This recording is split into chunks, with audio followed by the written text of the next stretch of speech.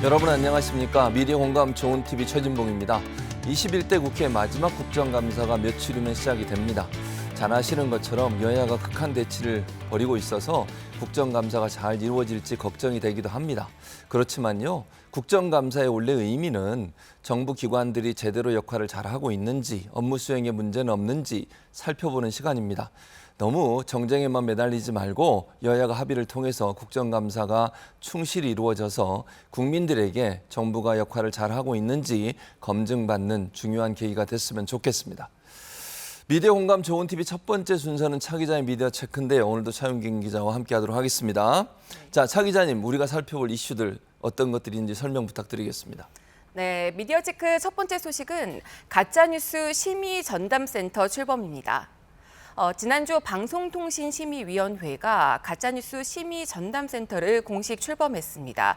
가짜뉴스 신고 접수부터 철회까지 심의 전반을 총괄하는 곳인데요. 자세한 내용 전해드리겠습니다.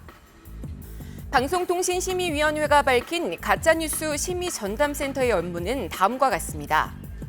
긴급 재난 사항이나 중대한 공익 침해, 개인 또는 단체에 회복하기 어려운 손해 등 심각한 혼란을 야기할 수 있는 중대 사항을 중심으로요.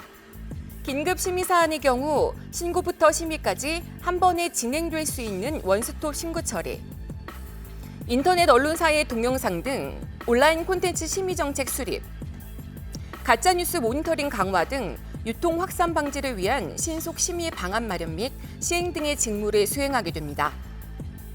방심위위원장은 사회 혼란을 가중시킬 수 있는 심각한 수준의 가짜뉴스에 대한 긴급 원스톱 심의를 위해 가짜뉴스 심의 전담센터를 출범했다고 설립 취지를 설명하고 가짜뉴스에 대한 모니터링 강화 및 긴급 심의 등을 적극 추진하겠다고 밝혔습니다.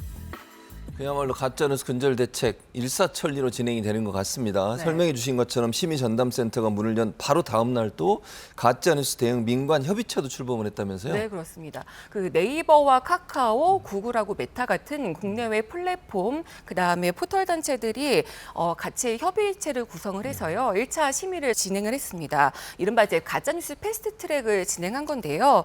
가짜뉴스 신고를 접수해서 포털 사업자에게 이제 알리면은 포털 사업자가 내용을 검토한 후에 해당 콘텐츠에 가짜뉴스 심의 중과 같은 표시를 붙이거나 아니면 삭제, 차단하는 조치를 취하는 겁니다.